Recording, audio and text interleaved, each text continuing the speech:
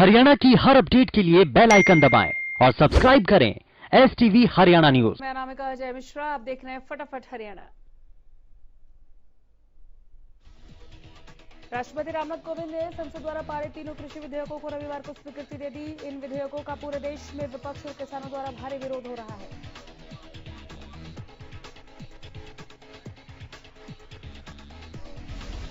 हाल ही में हुए किसान आंदोलन पर निशाना साधते हुए कैबिनेट मंत्री कंवरपाल गुर्जर ने कहा है कि जो किसानों का आंदोलन था उसमें कोई भी किसान निकल कर नहीं आया।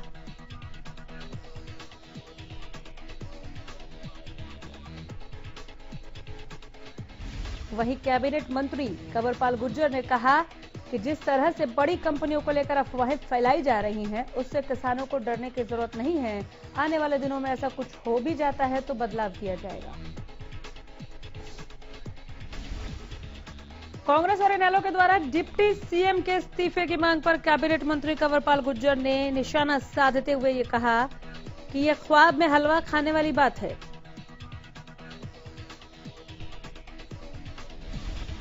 कृषि बिलों पर चल रहा बवाल थमने का नाम नहीं ले रहा। एक और किसान इस बिल को वापस लेने की मांग को लेकर आंदोलन कर रहे हैं, तो दूसरी तरफ इस बिल का असर सियासी रिश्तों पर भी पड़ने लगा है। 23 साल पुराना एनडीए के साथ गठबंधन शिरोमणि अकाली दल ने तोड़ दिया।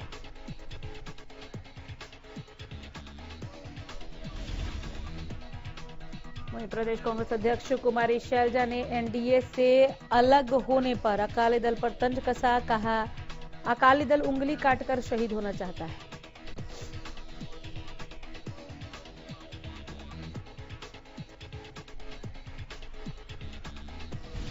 कृषि बिलों को लेकर सड़क से संसद तक खूब हंगामा मचा। ये बवाल अभी भी लगातार जारी है। किसानों का आरोप है कि सरकार एमएसपी खत्म कर रही है।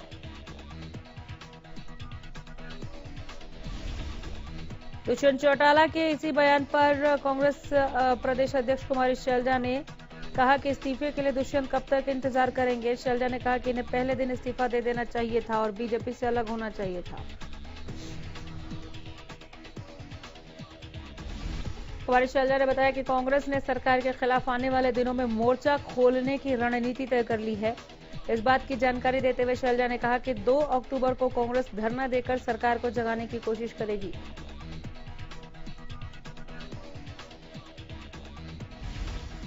कुमारी शैलजा यहीं नहीं रुकी, उन्होंने किसान आंदोलन पर सरकार के रुख को अड़ियल करार देते हुए सरकार को जमकर घेरा। हरियाणा शिरोमणि अकाली दल के प्रदेश प्रवक्ता कंवलजीत सिंह अजराना का अकाली दल के एनडीए से समर्थन वापस लेने के बाद बयान सामने आया है। अजराना ने कहा कि किसानों की लड़ाई के लिए एनडीए से अपना 22 साल पुराना रिश्ता तोड़ दिया।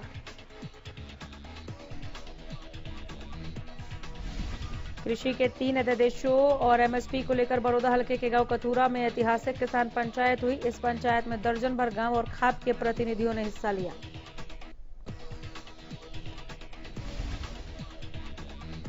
पूर्व केंद्रीय मंत्री जसवंत सिंह ने 27 सितंबर को दुनिया को अलविदा कह दिया।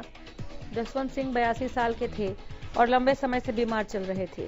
पीएम समेत सभी नेताओं ने जसवंत सिंह को भावभीनी श्रद्धांजलि अर्पित की। विधायक गोपाल कांडा ने ट्वीट करते हुए लिखा कि पूर्व केंद्रीय मंत्री एवं वरिष्ठ राजनेता आदरणीय श्री जसवंत सिंह जी के असामयिक निधन की खबर सुनकर मन व्यथित है।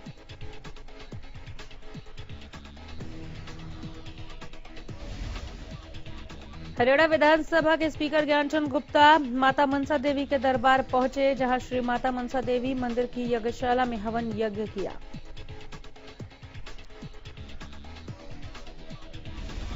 यहां देश को कोरोना मुक्ति से कामना की गई। इसके बाद स्पीकर ज्ञानचंद गुप्ता ने कोरोना योद्धाओं को सम्मानित किया। स्वदेशी स्वावलंबन से आत्मनिर्भर भारत के अंतर्गत अर्थ एवं रोजगार सृजक सम्मान कार्यक्रम में समाज के उत्कृष्ट एवं होनहार उद्यमियों को भी सम्मानित किया।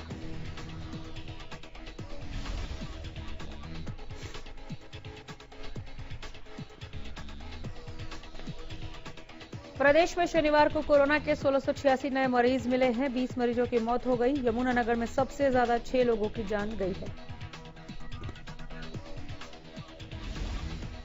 रिकवरी दर पहली बार 84.51 पर पहुंची है। अब तक 1,22,848 लोग कोरोना से संक्रमित मिले हैं, जिनमें 1,03,827 ठीक हो चुके हैं। फरीदाबाद में लघु सचिवालय के बाहर 111 दिनों से लगातार पीटीआई टीचर अपनी नौकरी बहाली की मांग को लेकर धरने पर बैठे हैं। बता दें कि 1983 पीटीआई टीचरों ने अपने जीवन के 10-10 साल बतौर पीटीआई टीचर की नौकरी करते गुजार दिए। बावजूद इसके सुप्रीम कोर्ट के एक फैसले ने इनके भविष्य को अंधेरे में डाल दिया।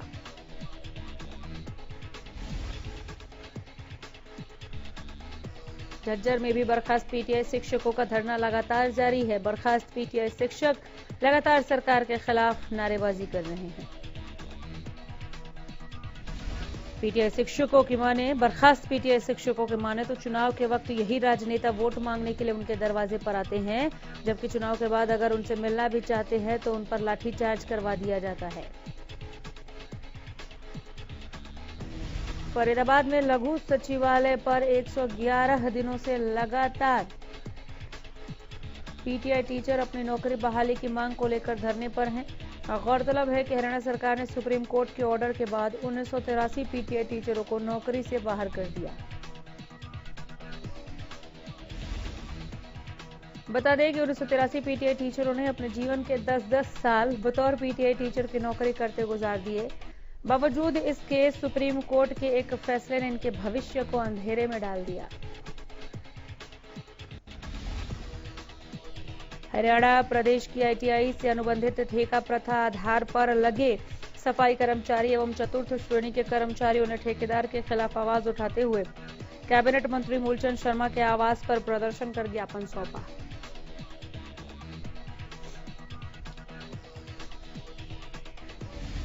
इस प्रदर्शन में प्रदेश के कई जिलों के कर्मचारियों ने भी हिस्सा लिया। आईटीआई में ठेकेदार द्वारा नई भर्तियां करने और पुराने सफाई कर्मचारियों को नौकरी से बाहर निकालने एवं उन्हें पूरी तनख्वाह नहीं देने की मांग को लेकर प्रदेश के कर्मचारियों ने कैबिनेट मंत्री को ज्ञापन दिया।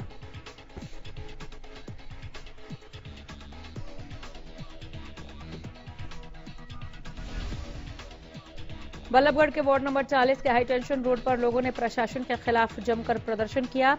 दरअसल लोग मोबाइल टावर लगाने का विरोध कर रहे हैं।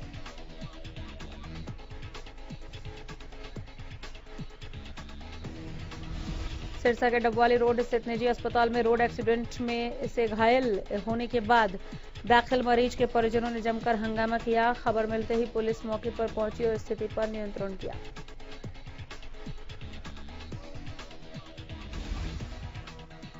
फरीदाबाद में ब्रांडेड कंपनियों के नाम से नकली घी बनाने वाली फैक्ट्री का सीएम फ्लाइंग ने भंडाफोड़ किया। छापेमारी के दौरान भारी संख्या में प्रतिबंधित भांग की गोलियां भी मिली हैं। दरअसल सीएम फ्लाइंग को मुखबिरी मिली थी कि यहां कई ब्रांडेड कंपनियों के नाम से नकली घी की पैकिंग की जा रही थी।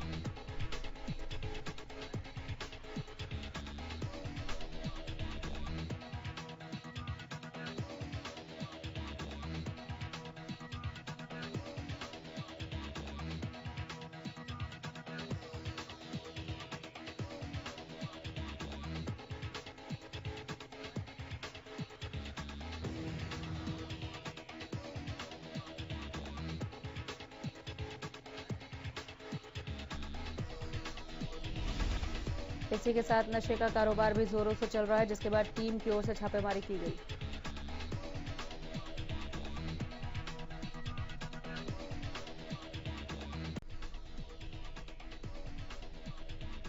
पानीपत के वार्ड नंबर 15 के किशनपुरा में लोग गंदा पानी पीने को मजबूर हैं। दरअसल पिछले कई दिनों से नालों से गंदा पानी आ रहा है।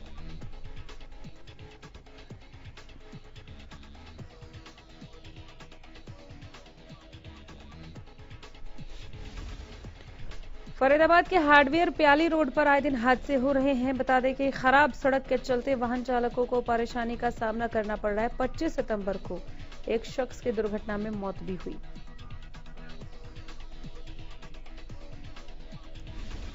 बता दें कि मृतक युवक अपने मोटरसाइकिल पर सवार होकर घर जा रहा था। बैलेंस बिगड़ा, वो नीचे गिरा और पीछे से आ रही गाड़ी ने टक्कर मार दी।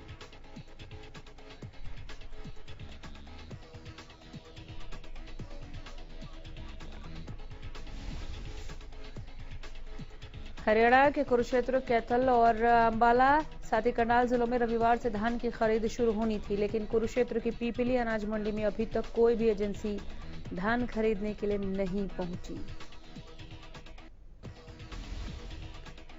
पीपली अनाज मंडी के सचिव कह रहे हैं कि जिला प्रशासन की तैयारियां पूरी हैं, मगर अभी तक कोई भी एजेंसी परचेज के लिए नहीं आई।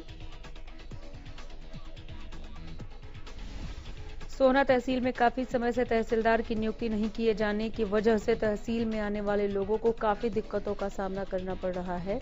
तहसील में काम नहीं होने की वजह से वकीलों का कामकाज भी ठप है। वकीलों का कहना है कि सोहना तहसील में अवैध रजिस्ट्री करने के आरोप में सस्पेंड किए गए दोनों तहसीलदारों के पद खाली पड़े हुए हैं।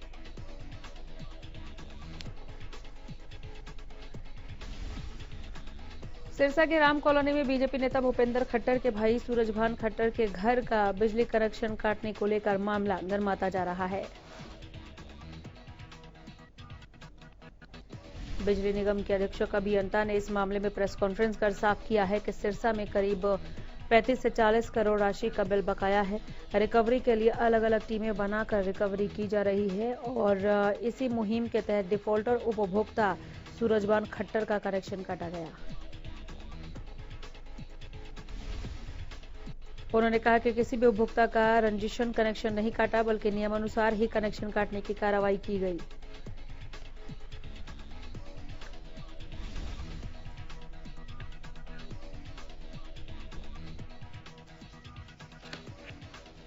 उधर कनेक्शन काटने गई विद्युत निगम की टीम से मारपीट करने और सरकारी कार्य में बाधा डालने और जान से मारने की धमकी देने के आरोप में सिविल लाइन थाना पुलिस ने मामला दर्ज कर लिया, जांच शुरू कर दी।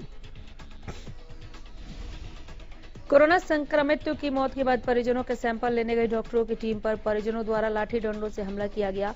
मामला गीता स्थली गांव ज्योतिसर का है। जानकारी के मुताबिक कुछ दिन पहले ज्योतिसर निवासी एक व्यक्ति की अस्पताल में मौत हो गई थी। वो कोरोना संक्रमित भी था। ऐसे में कोरोना की चेन को तोड़ने के लिए डॉक्टरों की टीम जब ज्योतिसर गांव में मृतक के घर सैंपल लेने के लिए पहुंचे तो परिजनों ने डॉक्टरों की टीम पर लाठी डंडों से हमला कर दिया।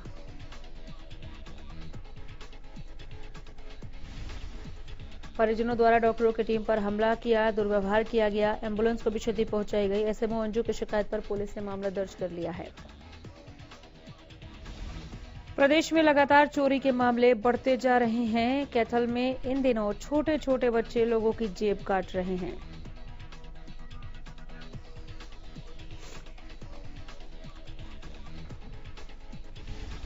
रेवाड़ी में कुछ बदमाशों के हौसले बुलंद दिख रहे हैं। ताजा मामला नेशनल हाईवे नंबर 71 का, जहां कुछ बदमाशों ने ट्रक चालक से लूट की वारदात को अंजाम दिया। 32,000 लूटे और चंपत हो गए।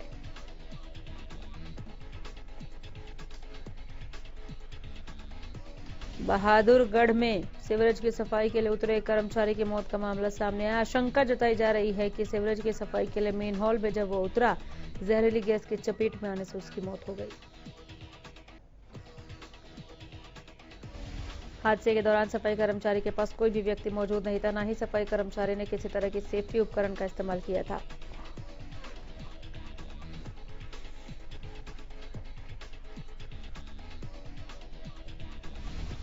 नू के पुनहाना नगीना रोड पर हिम्मत राय अस्पताल के सामने रखे बिजली के ट्रांसफार्मर में आग लग गई। आग लगने से ट्रांसफार्मर के पास दुकान के बाहर रखा AC, fridge, cooler, washing machine सहित हजारों रुपए का सामान जलकर राख हो गया।